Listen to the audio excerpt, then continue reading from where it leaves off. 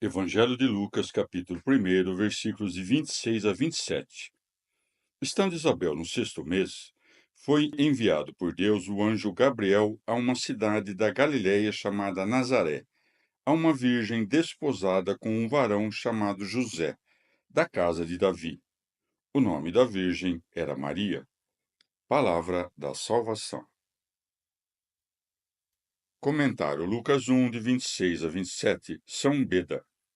Como a encarnação do Cristo deveria ocorrer na sexta idade do mundo e deveria servir para o cumprimento da lei, é com razão que o anjo enviado a Maria anuncia no sexto mês da concepção de João o Salvador que nasceria. Por isso é dito no sexto mês. O sexto mês é março, em cujo 25º dia Nosso Senhor foi concebido e, segundo a tradição, padeceu, assim como nasceu, no 25º dia do mês de dezembro. No entanto, se crermos que o primeiro dia é o equinócio de primavera e o outro é o solstício de inverno, é conveniente que, com o aumento da luz, seja concebido e nasça aquele que ilumina todo homem que vem a este mundo.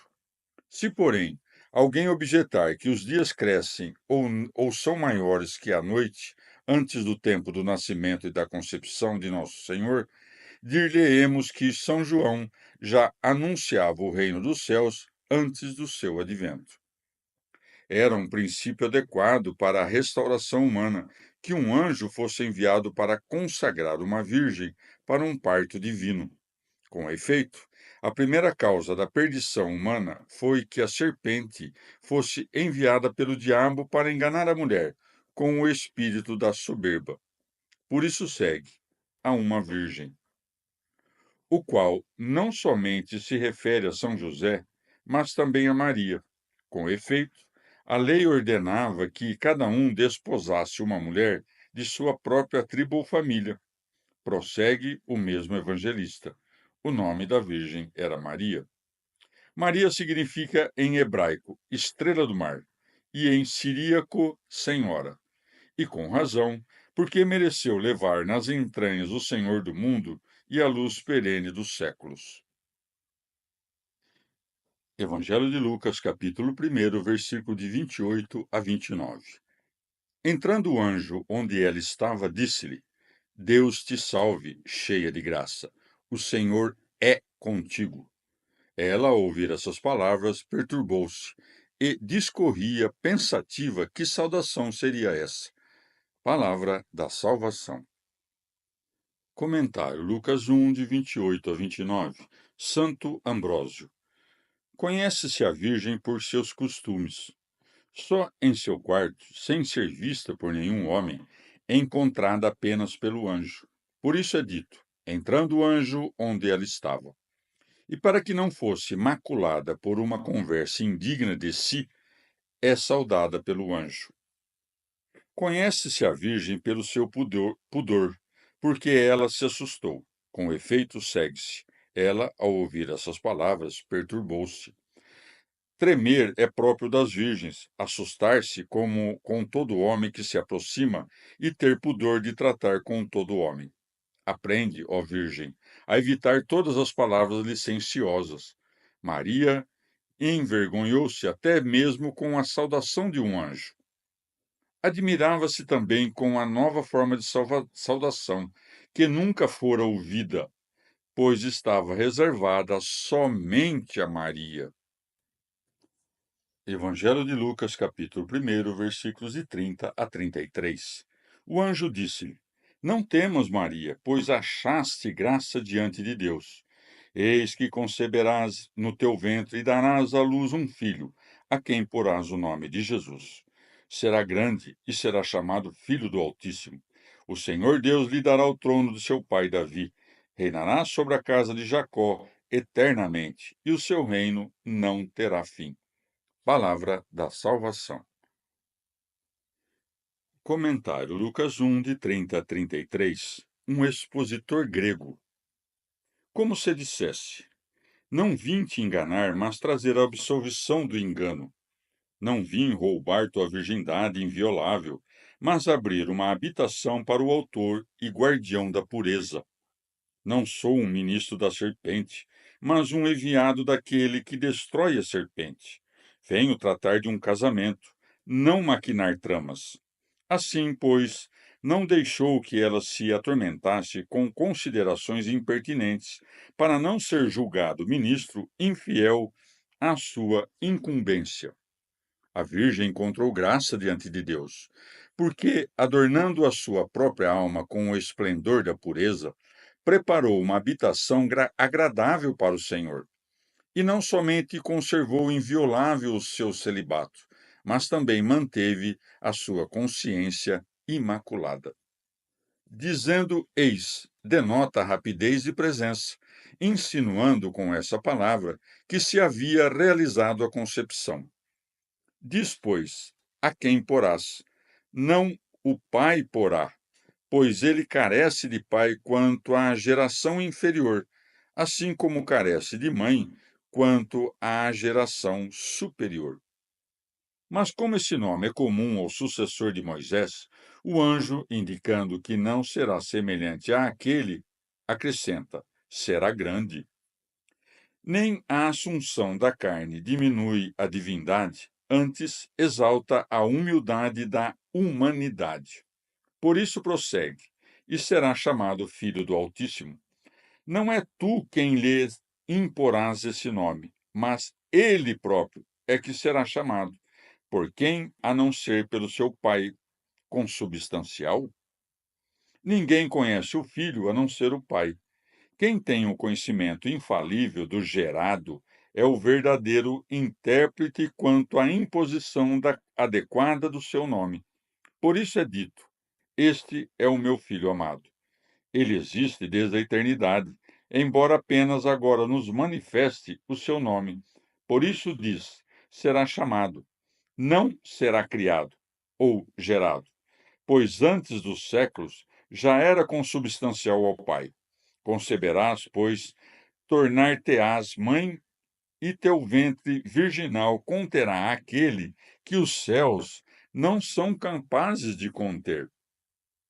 E para recordar a Virgem dos profetas, acrescenta: lhe dará o nome, o trono de seu pai Davi, para que soubesse claramente que aquele que nasceria dela era o próprio Cristo que, segundo a promessa dos profetas, nasceria da descendência de Davi. Ninguém pode reinar eternamente a não ser Deus. Por isso, embora se diga que recebe o trono de Davi por causa da sua encarnação, enquanto Deus é reconhecido como Rei eterno. Prossegue, e o seu reino não terá fim. Não somente enquanto Deus, mas também enquanto homem. No presente reina sobre muitos, mas reinará por fim sobre todos, porque todas as coisas lhe estarão submetidas. Evangelho de Lucas, capítulo 1, versículos de 34 a 35. Maria disse ao anjo: Como se fará isso, pois eu não conheço varão? O anjo respondeu-lhe: O Espírito Santo descerá sobre ti, e a virtude do Altíssimo te cobrirá com sua sombra. Por isso mesmo, o que nascerá santo será chamado Filho de Deus. Palavra da salvação. Comentário Lucas 1, de 34 a 35. São Gregório Magno.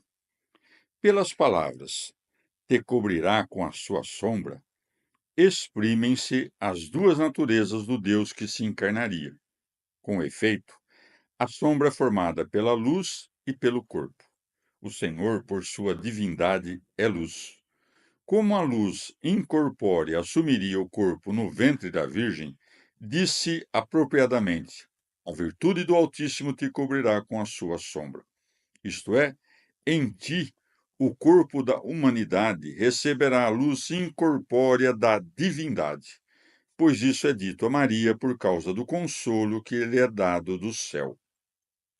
Em distinção à nossa santidade, declara-se que Jesus, de maneira singular, nasceu santo. De fato, ainda que nos tornemos santos, Não nascemos santos, porque somos oprimidos pela condição da nossa natureza corruptível, podendo dizer com o profeta: Eis que nasci na culpa. Salmo 50. Somente nasceu verdadeiramente santo aquele que não foi concebido pela conjunção carnal, que não é, ao contrário de que professam totalmente os hereges, um na humanidade e o outro na divindade, de modo que, sendo concebido como simples homem, Deus logo tivera assumido seu corpo. Anunciando o anjo e descendo o Espírito, logo o Verbo estava no ventre, logo o Verbo se fez carne no ventre. Por isso prossegue: será chamado Filho de Deus. Evangelho de Lucas, capítulo 1, versículos de 36 a 38. Eis que também Isabel, tua parenta, concebeu um filho na sua velhice, e este é o sexto mês da que se dizia estéril, porque a Deus nada é impossível. Então Maria disse: Eis aqui a serva do Senhor, faça-se em mim segundo a tua palavra. E o anjo afastou-se dela. Palavra da salvação. Comentário Lucas 1, de 36 a 38. São João Crisóstomo.